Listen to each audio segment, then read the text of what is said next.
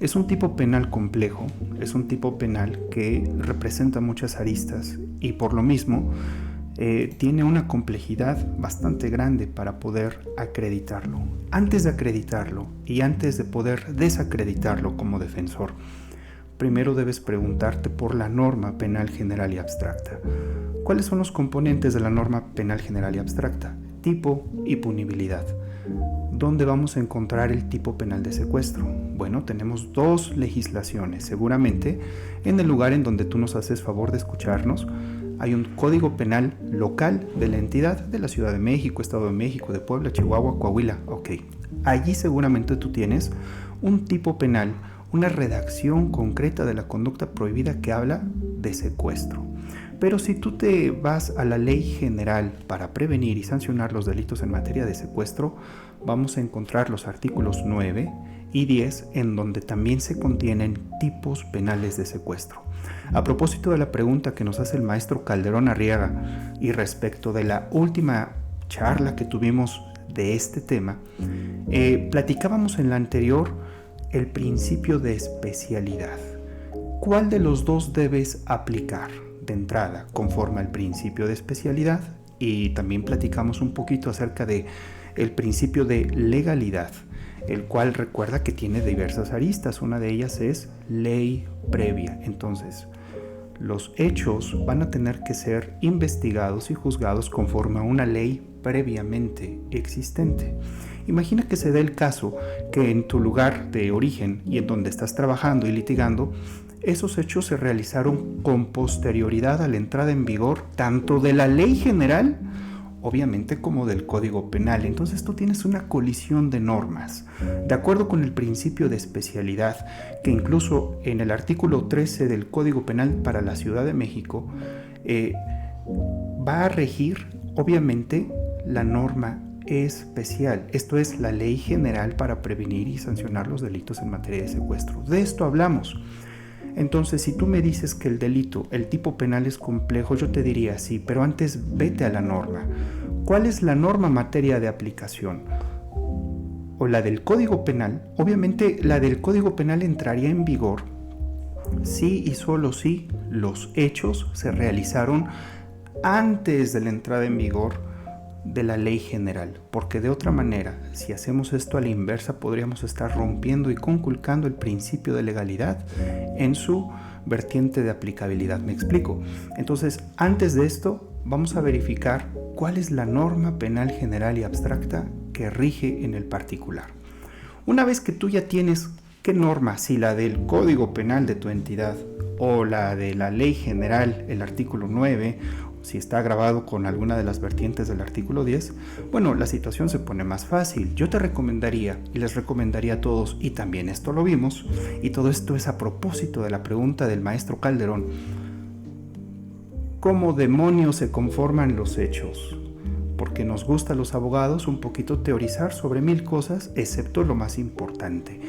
El derecho penal es una reacción del Estado ante conductas que tienen una especial característica, su antisocialidad. De modo y manera que, cuando en el mundo de los hechos, cuando en la facticidad se da una conducta que tiene estas propiedades, el derecho penal debe reaccionar a través de una investigación, a través de una serie de medidas cautelares, a través de una acusación y a través, en su caso, de la imposición de una pena o medidas de seguridad. ¿Me explico? Entonces, nosotros tenemos que tener toda la claridad respecto de qué norma penal general y abstracta vas a aplicar en el particular. Una vez que lo sabes, ahora cíñete a los hechos, porque los hechos te van a dar, digamos, te van a dar la figura normativa, te van a dar la hipótesis típica, porque si tú adviertes en el contenido del artículo 9 de la ley general en cuestión, hay un montón de maneras, amigo, de cometer el delito de secuestro. Hay muchísimas, y de manera rapidísima me voy a servir, darle lectura de manera muy resumida al artículo 9. Dice, de 40 a 80 años de prisión, dice, obtener para sí o para un tercero un rescate. De entrada, eso ya lo sabemos todos, obtener un rescate. Pero después dice, detener en calidad de rehén a una persona y amenazarla con privarla de la vida. Fíjate, el simple hecho de que tú mantengas en calidad de rehén a una persona y la amenaces, eso ya es secuestro. Y es que muchos abogados argumentan, oye, pero no hay fines económicos, nunca pidieron un rescate. No, espérame. Por eso, ¿cómo se hacen consistir los hechos? Seleccionas la hipótesis normativa que se subsume en esa hipótesis legal y posteriormente tú vas a poder argumentar, seas defensa, seas órgano técnico, investigador o acusador. En ese sentido, no es cierto que el delito de secuestro únicamente va a tener una finalidad económica.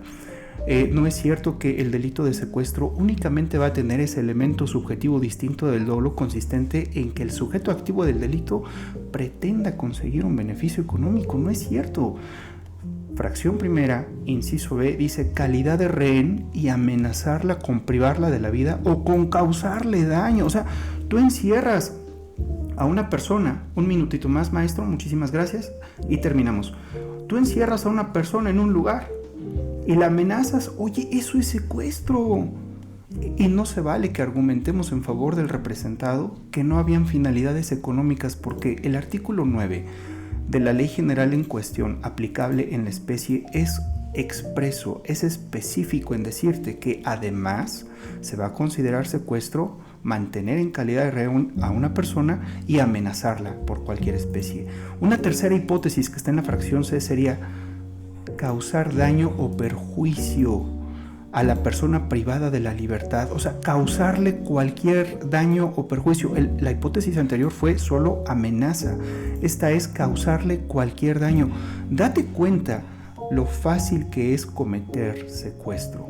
Entonces, en resumen, vimos principio de especialidad, principio de legalidad, hay colisión en ocasiones de normas generales y abstractas, y respondiendo a tu pregunta, querido amigo Calderón Arriaga, verifiquemos los hechos, seleccionemos la hipótesis típica y a partir de sus elementos es que nos va a ser viable generar un argumento de acusación, de defensa, de asesoría y en el caso del órgano decisional para decidir el conflicto. Nos vemos en un momentito más. Gracias, maestro. Continuando con lo que veníamos exponiendo, quiero compartir una pequeña presentación contigo. Fíjate que es bien importante, pues, seleccionar la norma penal general y abstracta. A ver, ya dijo el maestro Silvano que no tenemos una participación, digamos, previamente establecida, sino que esto es como una lluvia de ideas para que tú puedas tener un contexto mayormente grande, ¿no? de lo que es el secuestro, ¿no? Alguien te habla desde una perspectiva investigadora, alguien más te habla desde una perspectiva de víctimas y alguien más te habla desde otra perspectiva de Bolivia, y tu servidor te habla desde la perspectiva de las normas penales generales y abstractas. Entonces, mira, me interesa ahorita, a propósito de lo que veníamos comentando hace un momento, que en la conformación de la norma, que es prácticamente lo que te va a dar la pauta para que puedas investigar, para que puedas defender, acusar, decidir, porque estás de acuerdo en que no puede haber investigación, ni proceso, ni juicio si no hay una norma definida, o sea, si hay ambigüedad y vaguedad respecto de la norma. Entonces, la norma es como la receta. Primero vamos a fijarla con toda precisión y posteriormente vamos a ver cómo la preparamos, así de fácil. Entonces, si no tenemos claridad sobre los componentes de la norma, como si fueran un rompecabezas, entonces pues vamos a estar como tratando de hacer otra cosa menos siendo abogados. Entonces, esta es mi personal apreciación. Fíjate, la Ley General para prevenir y sancionar los delitos en materia de secuestro establece en su artículo 2.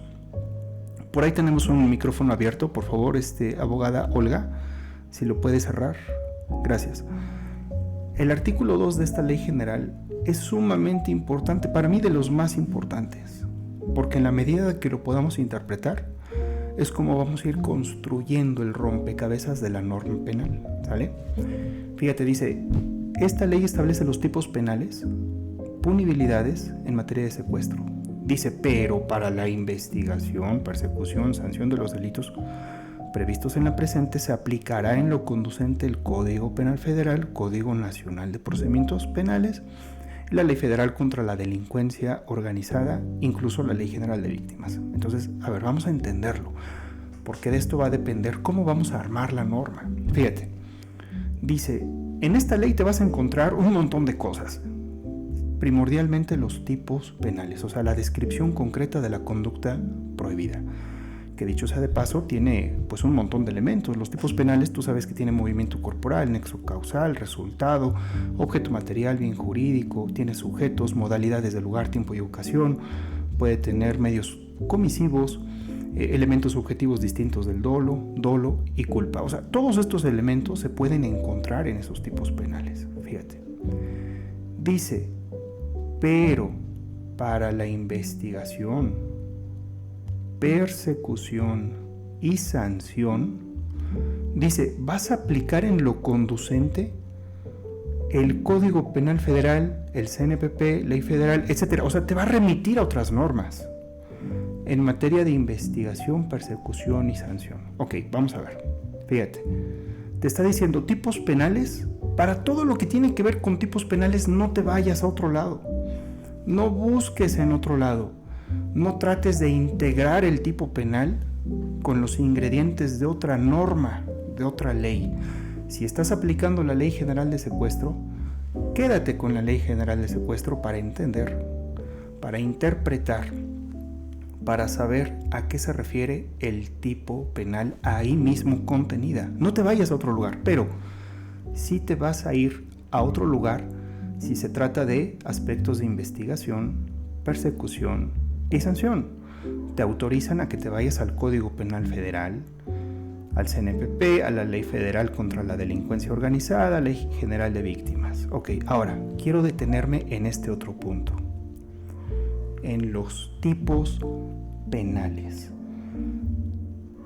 Fíjate, si te vas al artículo 9, donde se define el tipo penal de secuestro en sus muchas variables, te vas a encontrar palabritas como rescate, beneficio, artículo 9, rescate, beneficio, detener, rehén, amenazar, familiares. Te vas a encontrar otras palabritas como daño, perjuicio, artículo 9, secuestro exprés, robo, extorsión, privar de la libertad. Si tú varías al artículo 10, vas a encontrar otras expresiones chistosas, muy propias del mundo jurídico, como camino público, lugar desprotegido, solitario, violencia, allanar, inmueble, capacidad para comprender el significado del hecho o capacidad para resistirlo, gravidez, entre otras. Esto es, artículos 9, 10 de la Ley General de Secuestro te va a dar un vocabulario, esto es, en lo que el legislador define qué entiende por tipo penal y te da las diferentes variables al mismo tiempo, integra en estas definiciones una serie de expresiones que son dignas de interpretar. Mi pregunta es, para ti, compañero, compañera, mi pregunta es, ¿hacia dónde nos vamos a ir para darles interpretación a todas estas expresiones? ¿Nos vamos a quedar en la Ley General de Secuestro o nos vamos a ir al Código Penal Federal o peor, al Código Penal de tu estado, que dicho sea de paso, no se nombra en la Ley General de Secuestro? ¿Me explico? Es decir, la Ley General de Secuestro te da permiso de que vayas a otras leyes a interpretar determinadas cosas, pero en ese tipo de situaciones no te va a autorizar salirte de la ley general para investigar el significado de todas estas expresiones. Dice, no te vayas a esas leyes, quédate o busca por otra fuente, pero no acudas al Código Penal Federal ¿Me explico? O a la Ley General de Víctimas. De eso se trata la supletoriedad. Si no sabemos entender esto, lo más seguro es que vayamos a interpretar estas expresiones en tu código local o en el Código Penal Federal y nos equivoquemos y por consiguiente integremos de manera incorrecta la norma. Fíjate que hay otro aspecto asociado con lo que te vengo platicando. Tú sabes que la clasificación jurídica prevista en el artículo 141, incluso en el 335 y en el 406 del CNPP, te va a requerir una serie de ingredientes: el grado de ejecución, forma de intervención, naturaleza dolosa o culposa de la conducta. Grado de ejecución, consumación tentativa. Dentro de la consumación, instantáneos, continuados, permanentes. Tentativas, pues hay acabadas, inacabadas, con desistimiento, sin desistimiento. Algunos son eficaces, otros ineficaces. Formas de intervención, autoría y participación. Autorías, pues tenemos la autoría directa, coautoría. Tenemos la autoría mediata. En la participación tenemos el cómplice, encubridor, inductor. En la naturaleza dolosa o culposa de la conducta, bueno, vamos a tener conceptos o expresiones que asocian tanto la conducta o la inactividad junto con el dolo y la culpa, incluyendo las acciones libres en su causa. Todo esto está reunido en estos tres grupos.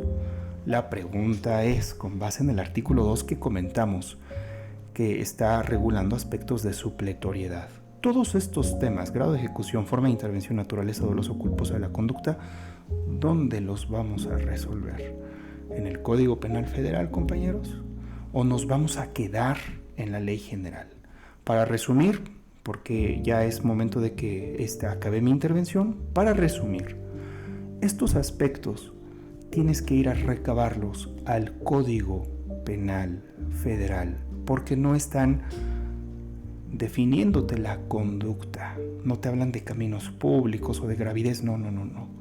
Te hablan de aspectos sustanciales del derecho penal que tienes que ir a verificar en el Código Penal Federal. En resumen, si aplicas la ley general, tendrás que ir para definir estos aspectos al Código Penal Federal y no al Código Penal de tu estado. Mucho cuidado, porque eso es algo en donde se equivocan muchos ministerios públicos. Esa es mi intervención. Te acabo de dejar incluso un link para que te unas a mi conversatorio que se llama Jurisprudencia en Contexto y espero verte pronto por ahí. Muchísimas gracias. Yo soy Daniel Mendoza y nos vemos pronto.